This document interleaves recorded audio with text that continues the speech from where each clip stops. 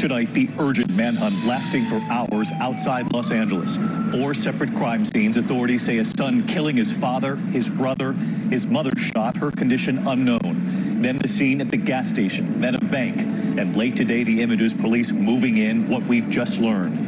Also tonight, 16 U.S. Marines here in the U.S. pulled out of formation one by one, arrested in front of their peers, some accused of human smuggling for cash. Tonight, Jeffrey Epstein discovered unresponsive in his cell, marks on his neck. Did he try to kill himself? Did someone try to kill him? What we've learned tonight. The horrific attack in the nation's capital. Teenagers targeting a man outside a Washington, D.C. hotel. Police asking for the public's help tonight. What now after Robert Mueller told the American people he did not exonerate the president, as the president had repeatedly claimed? Well, tonight, Democrats and the divide on whether to impeach. The chilling new surveillance out tonight of that young Missouri woman, an Ole Miss student, right before she disappeared. Now the student from Texas charged in her murder. The deadly scene, an airport shuttle bus flipping today. And the major derailment tonight, 70 cars off the tracks. And America Strong, the boy and his dream to meet the piano man. He was not expecting this. This is ABC World News Tonight with David Muir. Good evening, and it's great to have you with us here on a Thursday night. And we begin tonight with that fast-moving scene outside Los Angeles, a deadly rampage today, 4 different crime scenes. Authorities say the horror beginning in the middle of the night at the family home. Investigators say that's where a son shot and killed his father and brother and shot his mother, her condition unknown. After starting at home, then tracking him to several other sites, a gas station, and then a bank, and then a city bus. Late today, police moving in, and ABC's Clayton Sandell leads us off from California tonight. Tonight, the deadly Southern California crime spree spread across 4 different scenes, with 4 people dead, just now coming to an end. Officers in the San Fernando Valley near L.A. spending a tense 13 hours hunting for a man they say shot his entire family, but didn't stop there. Go ahead and add EMS. I got a total of 3 victims. Roger, 3 victims. The first call at 1:50 a.m. in a Canoga Park apartment building. Police say 26-year-old Jerry Zaragoza killed his father and brother. He also shot and wounded his mother. Don't approach him, as he's shown himself to be very dangerous. Less than an hour later, at this North Hollywood gas station, the LAPD says Zaragoza killed a female acquaintance and shot another man. Just before 8 a.m., police say he next tried to rob a customer at a bank ATM. Then, during the lunch hour, another shooting, this time on a city bus. He just got up and shot the dude in the chest, and everybody just scattered. One victim on the bus was killed. About an hour later, after a massive police search, Zaragoza was taken into custody. And Clayton Sandell joined us live tonight from California. And Clayton, we know police are now trying to determine some sort of a motive here. That's right, David. They say Zaragoza was armed when he was arrested, and they are trying to figure out a motive. They say he had past problems with his family, and they are now talking to his mother, who survived that shooting, for any clues. They also say he did not appear to know the person that he allegedly killed on that bus. David? Clayton Sandell leading us off tonight. Clayton, thank you. We turn next here to 16 U.S. Marines under arrest tonight at Camp Pendleton in California, one by one, pulled out of formation and then arrested right in front of their peers. Tonight, they are facing charges including alleged human smuggling. ABC's Martha Raddatz tonight with late reporting here. The mass arrest came early this morning during a battalion formation at Camp Pendleton, the largest military base in California. One by one, the 16 Marines pulled from the formation by authorities in front of their peers, handcuffed and taken into custody. All are lower-ranking enlisted men arrested, said the Marine Corps, for alleged involvement in various illegal activities from human smuggling to drug-related offenses. These arrests were triggered after 2 Marines from the same base were charged earlier this month with transporting 3 undocumented Mexicans for financial gain. Those Marines were allegedly contacted by a recruiter in Mexico and told where to pick up the migrants once they crossed into the U.S. The documents say the Marines were spotted by a border agent just 7 miles from Mexico with the migrants in the back. One of the Marines who was arrested said he was promised $1,000 for the pickup. Their arrest triggered a broader investigation. Officials say none of those arrested today served as part of the Defense Department's border mission, but Camp Pendleton is less than 50 miles from the border. And Martha Raddatz, I know you've been talking with your sources tonight. These Marines could all face jail time.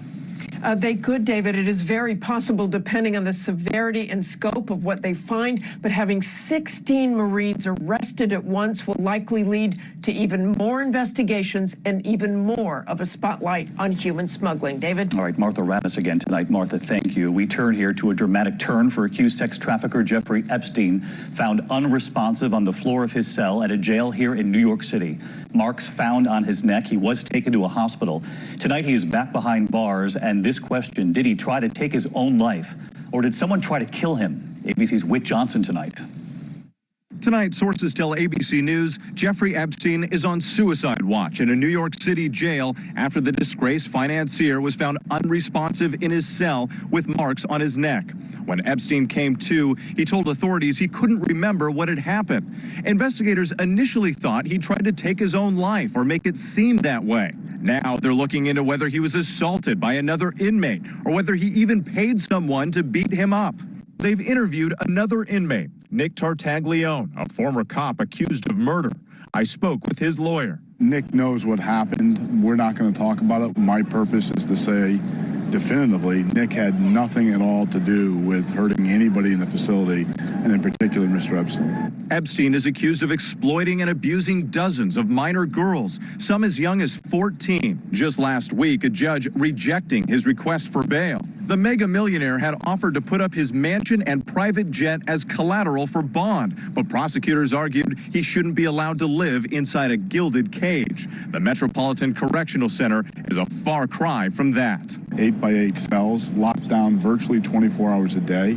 Sometimes there's 2 people in a cell. The food is difficult to consume, to say the least. Whit Johnson with us live tonight outside the jail in Lower Manhattan. And with Epstein's lawyers, even as all this is unfolding, they're making another push tonight for him to be granted bail. David, that's right. Epstein's attorneys are still moving forward with that appeal to get him out of jail on bond. They insist he is no danger. He is not a flight risk, but it could be months before Epstein gets an answer. David? Whit Johnson with us tonight. Thank you, Whit. We turn next this evening to the divide on Capitol Hill among Democrats. Do they move forward with impeachment one day after Robert Mueller testified before the American people, saying he did not exonerate the president? ABC's Mary Bruce tonight on the Hill. Less than 24 hours after Robert Mueller was sworn in, Democrats today were eager to pivot back to their agenda. We will own August for the people. We will own August. Mueller's testimony adding new fire to the impeachment debate. Did you actually totally exonerate the president? No. But that hearing not enough to move the needle for Speaker Pelosi. Are you going to discourage your members at all from announcing their support for an impeachment inquiry? Never have done that. I've never have done that. Since the Mueller hearings, just 4 new Democrats have come out to support impeachment, bringing the total to 96. The jury that I care the most about is the jury of the American people, and what message an impeachment that results in an acquittal in the Senate will leave for the future generations. A question even supporters of impeachment are struggling with. Why impeach the president if it is going to fail in the Senate? Because we have an obligation under the Constitution of the United States to operate independently of one branch or another, or one house or another. Today, Republicans grappling with Mueller's stark warning that Russia is still meddling in our election. They're doing it as we sit here, and they expect to do it during the next campaign. But Republican leader Mitch McConnell today blocked several bills that would boost election security. Are Republicans doing enough on this issue on election interference? Trying to. Yeah. What does that mean? Is the president doing enough to draw attention to this issue, to the fact that Russia is meddling, that it needs to be stopped? No. And you'll keep asking the questions. Mary Bruce live on the Hill again tonight. And Mary, just a short time ago, we took note that the Senate Intelligence Committee released that report on Russian meddling with a big warning for the next election. Well, David, this bipartisan report outlines sweeping attempts by Russia to interfere in the 2016 election. It says that Russia targeted all 50 states, though no votes were changed. And the report warns that swift action needs to be taken to shore up these systems, because they say Russia will be at it again. Mary David. Bruce, our thanks to you again tonight, Mary. Next to Puerto Rico, where Governor Ricardo Rossello has resigned tonight, weeks of mass protests turned to celebration in San Juan. The call to oust the governor after sexist and homophobic text messages and emails were released. In his address, Rossello said he will step down next Friday. The Secretary of Justice is in line to take over, but she's already under fire tonight for her handling of aid after Hurricane Maria. There was a grim warning today from the father of one of those teen suspects in Canada linked to the deaths of an American woman and her boyfriend found dead on a road trip. Now linked to another case too. The suspect's father says he believes his son is on a suicide mission, and police say they are closing in on the boys. ABC's Matt Gutman again tonight. Heavily armed Canadian police staging tonight in a remote Manitoba town where those two teenage murder suspects hunted across Canada are believed to be hiding. He's going to be dead today or tomorrow. I knew that. Briar Schmigelski's father warning his son is on a suicide mission. A normal child doesn't travel across the country killing people. A child in some very serious pain does. These two childhood friends pictured in wanted posters now suspected of murdering this man, Leonard Dick, after gunning down American China Deese and her boyfriend, Lucas Fowler, along a highway in British Columbia. Tonight, police tell us they are investigating whether these images play a role in the case. Briar reportedly sent them to a fellow video gamer, as reported by Canada's Globe and Mail. The 18-year-old holding what appears to be an airsoft rifle. In another photo, he's wearing a gas mask. In this picture, a Nazi flag and a knife. Lisa Lucas, the mother of a different gamer, says her son stopped playing video games with Briar years ago when he started feeling uncomfortable. The comments that he would make and how much he was into video games and a little bit more on the violent side of the video games. He would mention things about if this was real. David, police haven't had a sighting of the pair in 3 days, and there have been no reports of stolen vehicles, which leads them to believe the two are on foot and still in that area. And while they're surging tactical teams there, they tell us they want to take these two alive. David. All right, Matt Gutman, who's been on this all week. Thank you, Matt. Meantime, police in Washington, D.C. tonight have released new surveillance video of a brutal attack outside a D.C. hotel. Teenagers attacking two men. One man is seriously injured. Tonight, police are asking for the public's help. Here's our Chief Justice correspondent, Pierre Thomas, and we do caution tonight, this video is difficult. Tonight, Washington, D.C. police searching for the teenagers who did this. Beat and kicked this man outside a historic hotel, putting the man and another victim in the hospital. It all happened on a recent Saturday night as a man is casually strolling toward the Washington Hilton Hotel. Suddenly, he's blindsided by a punch from a young male suspect. Within seconds, it's a melee, with at least 10 boys and girls joining in, ruthlessly kicking, punching, and stomping the victim. And in one last despicable act, this girl appears to spit on the man. I can tell you it was very troubling to see. It looked like 10 or 12 people that assaulted him. The police report suggests this may not have been random, but a case of mistaken identity. One of the suspects allegedly yelled, "That's him," with another victim responding, "That's not him. You have the wrong person." D.C. authorities say, teens or not, this will not be tolerated. It won't be treated like a schoolyard prank. That's an assault, and it carries jail time. And Pierre Thomas joins us live from Washington tonight. And Pierre, police believe the suspects were all teenagers. David, police originally thought the suspects may be as young as 13, but today officials say they may be older teens. Tonight, police asking for the public's help, as you said, to identify them, David. All right, Pierre Thomas from the scene of the attack tonight. Pierre, thank you. The Trump administration has announced the federal government will resume executing prisoners awaiting the death penalty for the first time in 16 years. The Attorney General ordering the Bureau of Prisons to schedule the executions of 5 federal inmates on death row, all of them convicted of murdering children. 21 states have outlawed capital punishment. And from Sweden tonight, American rapper A$AP Rocky has been officially charged with assault, where he has been jailed for 3 weeks now. The rapper will face trial on Tuesday for this street fight, seen in video obtained by TMZ. His lawyer says it was self-defense, and some Hollywood names, even President Trump, trying to intervene on his behalf. President Trump tweeting again late today, quote, "Give A$AP Rocky his freedom." Tonight here, authorities in Mississippi have now released new surveillance video showing that young Missouri woman, an Ole Miss student, right before her death. A college classmate, a young man from Texas, is under arrest, and ABC's Marcus Moore is in Oxford, Mississippi with the video tonight. Tonight, newly released video showing the last known images of Allie Costal before her death. The senior at Ole Miss seen here in a white top and blue shorts, leaving a bar near the town square last Friday just before midnight. A short time later, she would be dead from multiple gunshot wounds. Police say at the hands of classmate Brandon Thiesfeld. Costal's murder has stunned many in this college town. He's always been a gentleman and been sweet and kind. But one fellow student says he lived in the suspect's freshman dorm. Constantly had to reference his father's money, how his dad could get him out of anything. Today, Thiesfeld's father visiting him in jail. Would you like to say anything about his guilt or innocence, sir? Read the Constitution. Allie and Brandon are seen here in a photo posted to her social media 3 years ago. I wouldn't even say that anyone ever would picture him or anyone really doing something like this. David, Thiesfeld's attorneys say that he will enter a plea of not guilty, and in the meantime, Allie's friends in St. Louis, where she's from, plan to hold a vigil tonight in her honor. David. All right, Marcus Moore tonight. The index of other news tonight in a deadly airport shuttle bus crash near Seattle's SeaTac Airport. Aerial video tonight showing the Marriott bus on its side with the second vehicle on the median there, and first responders treating patients on the scene. At least one person is dead, 8 injuries reported. The cause of the crash is under investigation.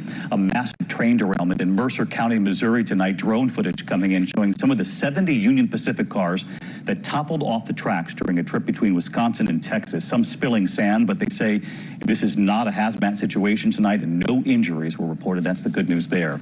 Doctors in Milwaukee held a news conference today saying 8 teens have been hospitalized in just a month, and they say vaping is the reason why. Doctors reporting today all 8 patients there in Milwaukee suffered lung damage, and they're warning parents about the possible dangers of e-cigarettes. At the same time today, James Monsees, the co-founder of Juul, a nicotine vape brand popular with teenagers, now worth billions, he was grilled by Congress, and he said they never intended the product to be used by minors. And Paris continues to swelter through its hottest day ever as a heat wave roasts much of Europe. The temperature in Paris soaring to over 108 degrees today, shattering a record back in 1947.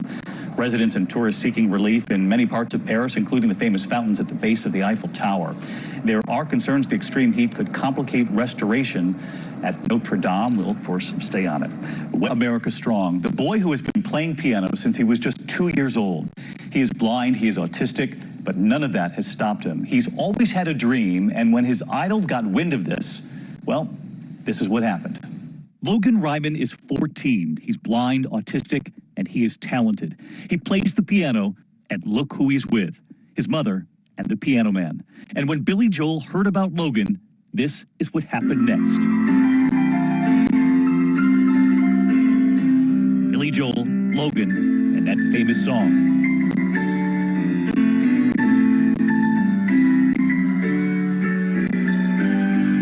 Logan playing Piano Man.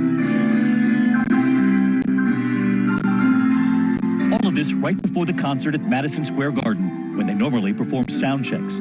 On this day, Billy Joel giving that time to Logan, who's from Brooklyn, and he's been playing piano since he was 2. At first, Logan had been invited to the sound check by the MSG Garden of Dreams Foundation, but he and his mother had no idea the Piano Man would invite him to play. It was amazing.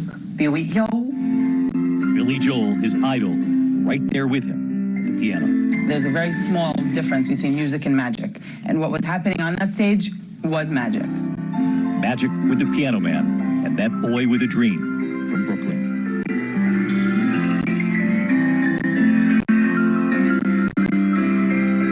So much fun seeing Logan on that stage, and hard to imagine we could love Billy Joel more than we already did. I'm David Muir. I hope to see you right back here tomorrow. Until then, have a good evening.